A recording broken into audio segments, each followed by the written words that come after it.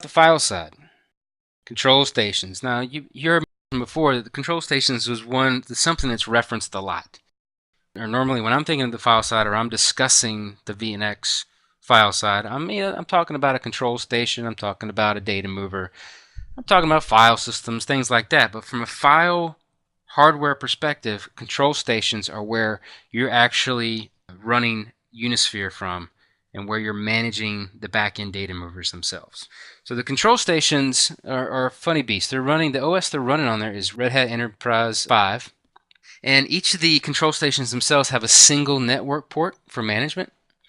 It's actually labeled MGMT on the back. That's where you would plug your physical connection for your network so you can manage it from anywhere within your network. This has direct connection to the data movers themselves. It provides administration, but more importantly, it allows or it facilitates data mover failover. This is extremely important. I can't emphasize this enough, is that when previous generations of Clarion in particular, they all typically came with a single control station. Now, that's all fine and dandy. You don't really need an active standby configuration control station, except if you have some sort of physical outage on the data mover itself and it causes it to panic and it says, hey, I'm going to have to shut down, I have to reboot. It's the data mover talking. And he wants to fail over to his standby data mover. Then to be able to do that, that has to be facilitated by the control station itself.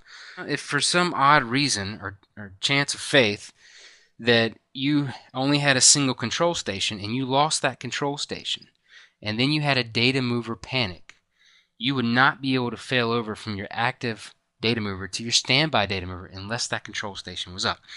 So it's very important that any VNX you get, I don't know what the additional cost is. I want to say it's minimal. If you always need a standby control station, because it's very important that in that odd chance that you lose a control station and you lose a data mover at the same time, you have to have a surviving control station to be able to fail over that failed data mover to its standby. I've overemphasized that. I've probably spent too much time on it, but just make sure you have two control stations. And at least, and while we're on that as well, also two data movers themselves. There are multiple other copper ports for private network communications to the DM themselves. But on the back of it, you have basically an MGMT port, which is your customer network connection coming in. And then you have a direct connect from the standby to the active control station. And then you have some private copper connections going from the data movers themselves to the control station. Proxy ARP, if you're not familiar, is the way that the SPs communicate over this management network on the control station themselves. So if you get a unified system, they're going to be cabled a specific way. And the way that is that the SPs actually communicate via this management network, this private management network between the control stations themselves and the SPs. So it is a bit confusing as to how it actually communicates without a physical connection to the network. But if you did have a block array set up and then you converted it, as long as it wasn't a 5100, to a unified array, you could, in essence, keep the original copper ports that you were managing on your SPs. You could keep those attached to the network. But if you're buying a unified array, it communicates out via a shared management interface on the control stations themselves via proxy ARP. Data movers. These are the other big boys. Okay, so these are 2U in stature. They actually run the file OE code. Now this was known as Dart. Most people, anybody that's been around for a while and has been managing NS arrays or whatnot on from the EMC's perspective knows what Dart is. That was the previous version of the OS specific that was running on the data movers. It stood for Data Access in Real Time. Today it's known as File OE. Its primary function is to move data from the front-end I/O modules to the back-end disks. Now, something to keep in mind, the actual X-Blades don't house any disks themselves. They are completely and 100% reliant on their back-end SP counterparts for those LUNs. So just keep that in mind. They are diskless. They're married to the back end. you could have varying backends with what's called the VG2 and the VG8. These are NAS gateways that you add after the fact. So if you have, let's say you have a Symmetrix in your data center. Let's say you have a Clarion in your data center. Let's say you have a VNX block only array or block, and you wanted to provide NAS capabilities for all these arrays under basically one system from the NAS perspective. Then you could throw a VG2 or VG8 in there and collapse all these arrays underneath these NAS heads. But in general, the data movers themselves do not have disks. Just a short note on this as well. When you're adding any kind of LUNs to the data movers, because their OS, their file OE, is going to need to live on the back end SPs and what capabilities they're providing. When you're adding LUNs to them, they need to be specific as far as what's called an HLU. That's a host LUN unit. Okay, it's an ID that the host that's referencing the LUN tags to that LUN itself. Okay, so anything that's allocated from the back end, the SPs, to the data movers for their VNX file OE, which is where their data, their operating system is going to live, it needs to be between 0 and 16 HLU. Now the data movers themselves are just expecting that anything that has an HLU of 0 to 16 is going to be operating system related. Now I'm simplifying a lot of this stuff, but just hear me out. That it's very important as you allocate data LUNs. So if you're creating file systems and whatnot on the VNX NAS side or the file side, all the HLUs, the LUNs that you're allocating for that data capacity, needs to be an HLU of 16 or above. Actually, I had mentioned earlier that it was 0 to 16. It's actually 0 to 15. 16 and above would be all your data capacity LUNs. Okay, and I'll try to reference this as we get into the lab in a little bit here. Minimum of 2, a maximum of 8 data movers per VNX unified. Okay, so always go with 2. I think and as I had mentioned in some of the other previous lessons, you could go lower than 2 data movers. You really don't want to do that for production traffic. If you lose that one data mover, obviously it is a single point of failure. You would want to go with 2 at a minimum. And there are N plus M failover options available where you could do all sorts of myriad types of failover solutions, where you could do 4 active, 4 standby, or 7 active, 1 standby, all kinds of different N plus M failover options. Now here's a graphic, a nice graphic that breaks out what the DME is. Now, as you've seen with the SPEs, which is the storage processor enclosure, and the DPE, the disk processor enclosure, now you have a DME, which is a data mover enclosure. Now this houses the data movers themselves. Now if you're looking at the back of it, which is the rear view here, you'll notice that the X-Blade A, what's referenced as server 2 within the interface, and we'll see that later, it's actually on the right. And B, the standby, in a common scenario, common two data mover type array, would be on the left. And in the front view, you're going to see power supplies and cooling modules. Now these are 2U in stature, the equivalent of the SPEs on the block side. Max 4 DMEs per VNX, and that would equate to 2 DMs per DME for a total of 8 DMs. So your max data movers per VNX, no matter the highest VNX you can go, is always going to be 8 data movers. You can't go any higher than that. Single VNX 7500, which would be the highest. Now back to some I/O modules. These would be some of the file I/O modules that we have specifically. They're referenced as SLICs as well, Ultra I/O modules. They provide ingestion points for iSCSI, which is deprecated. I'll say this, it's deprecated on the file side, and there was a number of reasons EMC did this. You could do it from the command line. It's not available. iSCSI itself is not available from Unisphere when you're configuring it. Typically, you would always want to do iSCSI from the block perspective, the block side. You do have the capability, and did in previous versions on the NS line, to do iSCSI from the data movers, but it was an inherent amount of file system capacity that was needed to replicate those iSCSI LUNs. And I like to reference the iSCSI on the data mover side as fake iSCSI, because it really wasn't It wasn't traditional iSCSI like it was on the block side. Beyond that, NFS CIFS and MPFS protocols are available from these I/O modules themselves.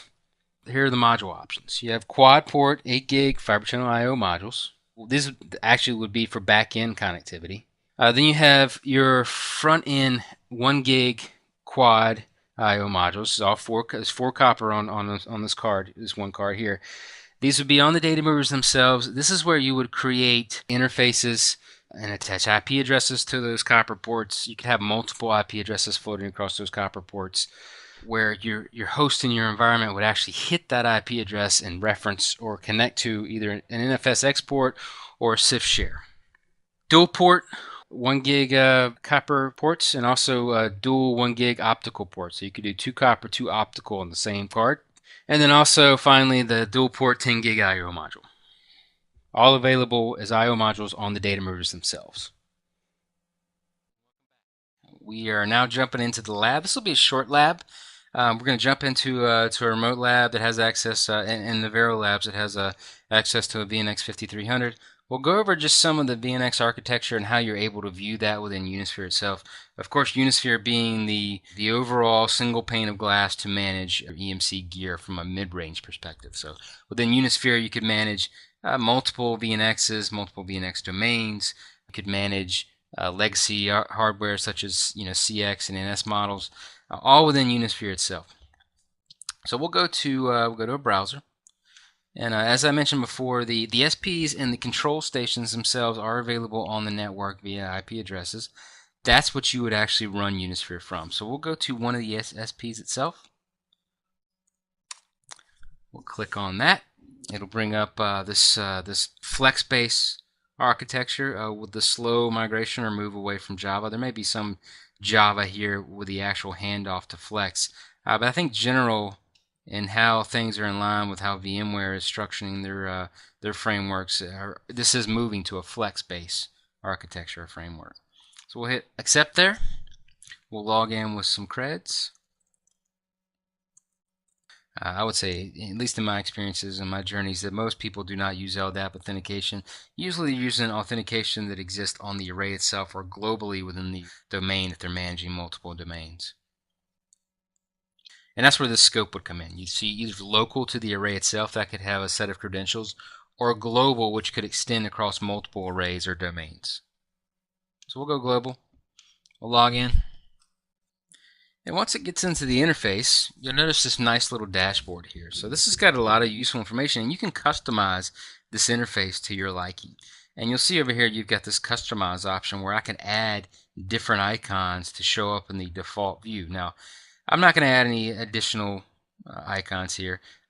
What I wanted to bring note to, and what we'll get into quickly, because as I mentioned, this won't be a long lab, we'll get into the array itself. So you'll see that the array has an APM, a set of letters on the beginning of the array. So this defines all CX and VNX block arrays from my experience. So any array in the mid-range line is going to have an APM associated with it, and then a set of numbers for the serial number itself. I could have multiple arrays in here. Right. I don't remember the actual max limit of arrays you could have in a certain domain, but you could certainly have tons of arrays in here that you can manage all through this interface. Okay, so it's very extensible. It's very nice to be able to tap into multiple arrays and not have to go to separate interfaces. Of note also from that perspective is that that's also the case with the block and the file side. So I don't have to go into a separate interface for the file side, which I did in previous generational arrays, namely on the NS and the CX line. So if I had an NS which incorporated really, the block and file side of the house, would be the unified equivalent on the VNX side. I had to go into 2 separate interfaces. I had to go into what was called Solera Manager, and I had to go into what was called an Navisphere. Now that ever since, I believe, Flare 30, which is the OS that ran on the previous generation prior to the VNX on the block side, I think it was Flare 30 and Dart 6 where Unisphere became available and allowed you to really access everything in one interface itself. So we'll select the array. Now I get a set of different icons and options here as far as my dashboard layout, of which I can customize as well. So So you'll see I've got a number of options here. I can go in here, and as soon as I click on it, hit add, it drops it down here to the top left. We'll leave all these the same. We'll get into what I really wanted to focus on as part of this lesson is the system hardware. Now, as with anything, and I think I've done a good job of cementing this in your head, is that there is a delineation between the hardware on the file side and hardware on the block side. We'll jump into hardware itself. Now, just a quick note here. I'm trying not to glaze over stuff as I'm moving into Unisphere, because I know this is really the first introduction to Unisphere itself. Is that you'll notice that all these menus here have submenus. So I can go across any one of these, and I get a lot of different options here. I can also select it itself, and you'll see here when I select System, it'll take me to all these options. But it'll be one level out, let's say, between all the options that it gave me available. So if I click on hardware, I'm then going to see all the subcomponents within that tree. So I'm going to see the array itself, system, hardware, and then I have all my other options in that. We'll stay in this interface here because this is what I wanted to focus on first, was the actual hardware for file. So we'll jump in this, and then I'm going to get an inventory list. Now this is a nice inventory of all the hardware that is associated with the file side of the VNX. Now it's not terribly detailed, I mean, in comparison to other components or sections of Unisphere itself, but it does give me the component, the type, the status, what system this component is registered to. Because remember, you could have multiple arrays within this Unisphere interface. You also see the versioning where it's applicable over here on the right. Now if I click on, let's say, the control station, remember the control station is actually what's monitoring and managing the data movers themselves. I have two options. I have status details, which is not terribly detailed in the information you have here. And then I have properties, which is a little more detailed, but not too much. Normally I don't go into this interface unless I'm troubleshooting particularly maybe a hardware issue, but even then, it's very doubtful that I would move in here because that information is going to trickle up to the dashboard itself. Not to mention, I'm going to have alerting set up. I'm going to have SMTP set up, so I'm going to get an email alert. I may have SNMP. I'm even going to have EMC remote managing this via ESRS. So I've got remote managing capabilities for it, so it can do this proactive management for me. So I'm not typically in here. But I did want to show it to you, know where you can actually see the physical components, because sometimes you have to touch and feel and visualize what the physical components are of something before you can really get in depth as to how its operation actually works. If we go back one step, you'll have this, this breadcrumb line across the top here where you can move back. You can also hit this back arrow here. So everything over here would be, at least these first two sections here, will be particular to the file side of the house. Over here on the right, I'm going to have items that are particular to the block side of the house. So storage hardware, same type of information. You'll get a little more detailed information on the block side of the house than you will on the file side. Usually the information you're seeing on the file side is very much resident of the NS days or the Solera Manager days. So very much the look and feel of that. What's nice about the block side here is that I can select individual components here. So for instance, I can select on bus 0 enclosure 0. Each of the subcomponents here, the disks, the power supplies, the SPs, the SPSs, I can select any of those and it'll highlight it over here on the right. For instance, disks. If I select the disks in general, it'll highlight the whole DAE. Now this is a 25 disk DAE over here on the right. If I select each individual disk, it'll select the individual disk and where it physically sits within the enclosure itself. Nice to have, especially if you're migrating off of disks. I've used this a number of times where we're migrating off some disks to be able to recarve out some storage pools or RAID groups or something like that, and then of course new LUNs, and we needed to just verify that the data was off of those disks. We didn't want to make any mistake, right? We all know that in the storage world we're always triple and quadrupling checking our work to make sure that nothing happens. It's much better to be conservative and almost paranoid when it comes to our data. But anywho, if you look at this, you can select on these and it'll select the individual disk over here on the right. A couple options I have with the disk itself. I can copy the data to a hot spare if I wanted to manually remove this disk for whatever reason. If I wanted to do it one at a time and I wanted to copy the disk off of that to a hot spare, then I could pull the disk, put another disk in, copy it back. I could do that. can replace the disk if it's failed. I can see performance metrics using Analyzer for the individual disk, and I can go to Properties. Now, Properties is going to show me a ton of information. Whether or not it's enabled, disk type, raw capacity, drive type, you name it, it's in here for the drive itself. Any errors that are occurring on the drive, both hard and soft errors.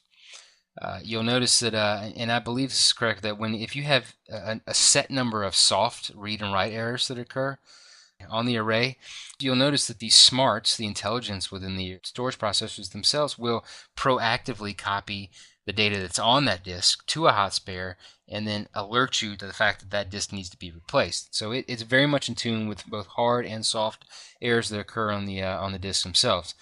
From a statistics perspective, you can see read throughput and I/O, so I/Os per second, and you can also see bandwidth and utilization itself. Power settings, not too much information here. You can see whether or not that drive has been powered down or not, so that does have power saving states within the array itself, within the VNX and the CX line, where if data has not been utilized or a disk has not been utilized after a certain amount of time, it can power it off to save power from a power perspective. That's pretty much it here for the components as well. If we go back to hardware, you can see disk information too within a nice little chart. See all the disks in the array, whether or not it's got LUNs on those disks, the RAID type, the drive type, number of information in here. Also, what I wanted to focus on was reports itself. So here we'll jump into the reports wizards. What's great about reporting, as I mentioned before, is that it gives you a way to really query information on the array itself without having to navigate through all the menus and submenus and whatnot. So we'll jump into this area called the reports wizard. It'll take us immediately into a wizard where we input information. We basically select the storage system. We select predefined reports, and then we hit finish, and then all this information is presented to us. So we'll go through that right now. Hit next. Select my array. I only have one array. Now, if you had multiple arrays in here, you'd have to select the individual array to run the reports against at a single time. You could not select multiples. Hit next. And then we'll go through all these different reports. I don't know how many there are in particular, but if I expand all these, you'll see there's quite a lot.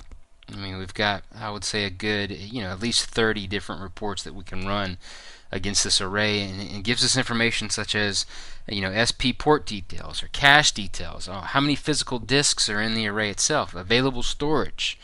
All useful information that sometimes is not so evident when it comes to viewing this information in Unisphere directly. So we'll go ahead and run the available storage, which is always a favorite of mine. We'll do the RAID groups report, and we'll do let's do storage groups. So we'll hit next. Make sure that at the bottom here, launch browsers to display reports. If you select that, this is going to open up into an XML file, and it'll open up directly into your browser itself, which is nice.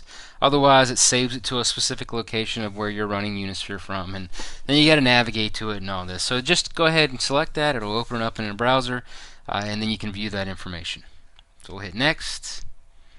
We'll hit finish, and voila, these will pop up in 3 different panes rather. So the first one that comes up is RAID groups report. What is this graph or this chart giving you here? Well, one, it's giving you the RAID group numbering. So every RAID group and storage pool has a numbering. It gives you the RAID type, whether it's a hot spare or RAID 5, and you can see that there in that column. It gives you total space, total free space, total contiguous space. Contiguous meaning storage that's allocated back to back. Let's just say it's that way, right? Let's say you create a RAID group that has a usable capacity of 1 terabyte. And you're creating LUNs and deleting LUNs and creating LUNs and deleting LUNs. That space is not going to be contiguous in nature, so you're going to lose some of the available capacity by doing all those deletions of those LUNs. So contiguous space is something to keep track of. The free space and the contiguous space should be the same number. If it's not, then you've lost space because you've done a number of deletions. Essentially, that RAID group has gotten fragmented, is really what it comes down to. So make sure those 2 columns are in line. Gives you the total LUNs on the RAID group and also the LUN numbering. So that's a great report just to see that information from a high level view. This one is a great visual representation of the array itself. So we can go in here. This is the available storage report. You can see the unused storage pool capacity, whether or not it's using one particular array type or the other. You can see the unused physical disk capacity represented here in this chart. And then it'll go through and show you all your DAEs, all your disks. Slide over here to the right. You can see all those disks. You'll see that I see how it's gone beyond this boundary here. That means that I have a DAE that is 25 disk capable. It's a 25 slot DAE. If I look around here at the bottom, let's go all the way to the bottom because I also want to show you the legend here. So based on the coloring, you've got information for all your RAID types and whether or not it's a hot spare or individual drive or it's a free disk, or if it's unbound. Unbound meaning it has not been assigned to a RAID group or a storage pool. The disk is just sitting there with no particular RAID type associated with it. Here I'll see all my buses on the left here. I'll see bus 0 enclosure 0, bus 0 enclosure 1, bus 1 is enclosure 0. I can tell by looking at this that I have 2 buses available to me on this 5300. Also, I can look at the different coloring, and based on the legend, I know that the pink is RAID 5, and the kind of aqua blue there at the bottom is RAID 1. I can also see the pool numbering represented here by RAID group 0 or thin pool 0. I can also see that's a thin pool. I can see my slot numberings at the top here. All great information to have because I think most people in IT in general are visual people. So to be able to run this report against your array itself and see visually where all your disks are, where you have free capacity, where you have free slots, which is represented here, is very nice to have. And the last report here is my storage group report. Now, if you remember from previous lessons, storage group is essentially just LUN masking. You're adding the initiators or the WWNs for a particular host and whatever LUNs you want to give access to that host in this grouping called a storage group. And that's what we see here. We see the storage group name, which is predefined by us, the storage admin. You see the storage group ID. You see the total of LUNs that are allocated within the storage group. You see the LUN names, whether or not they have snapshots, what the path count is, so how many initiator records are presented within this SG itself. So we can see that vSphere 1 has 4 paths, and then that's resident also on the host side, where if I go in and I manage the paths for a particular data store within ESX or within vSphere, I can see that each LUN has 4 available paths to it. So all that is represented here. Also, I can see obviously the host name here, and then if it's whether or not it's got any SAN copy connections. So that's kind of a brief introduction to reporting. Let me close all these.